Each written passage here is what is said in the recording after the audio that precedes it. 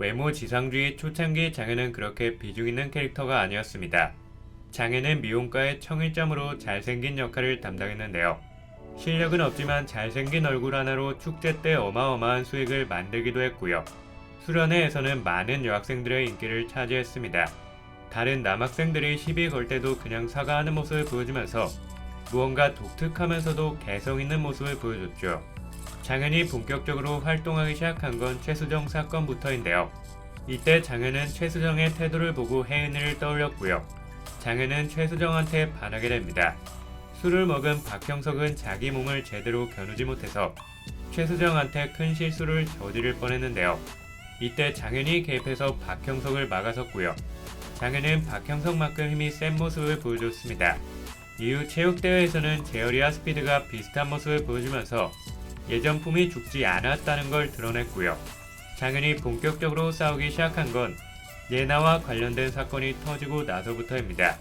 갓독 간부 민동산을 포함해 수많은 갓독 단원들이 장현을 위협했는데요.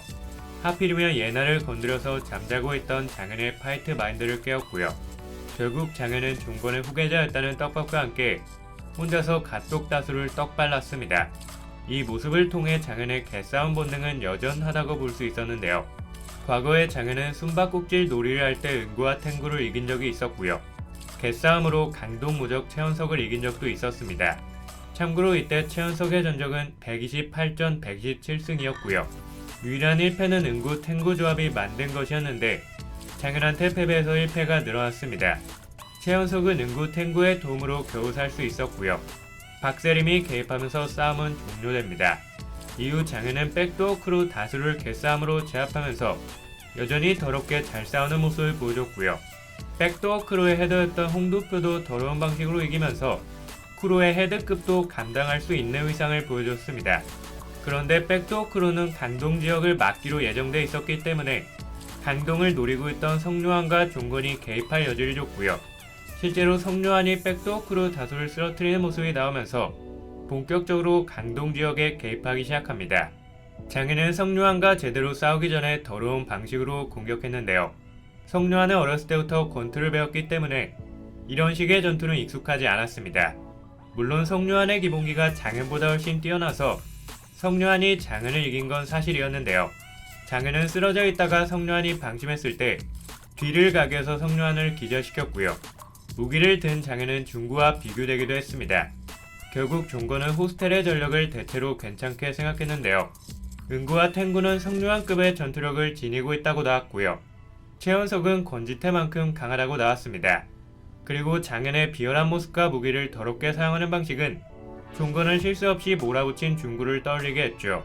하지만 이 뛰어난 전력을 가지고 있던 호스텔은 고작 가족놀이에 자신들을 활용하고 있다는 비판을 받았고요.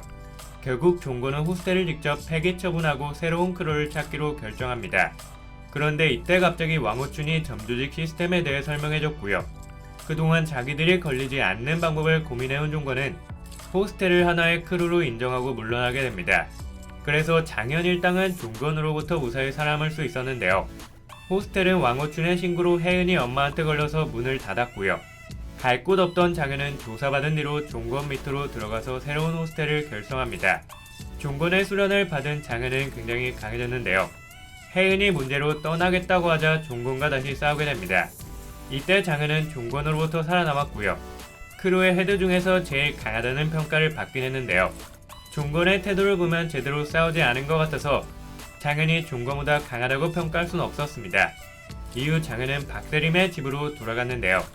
장현이 혜은이를 버렸다고 생각한 친구들은 장현을 매몰차게 내쫓았고요. 장현도 마지막으로 숨바꼭질 놀이를 하며 친구들과 작별합니다.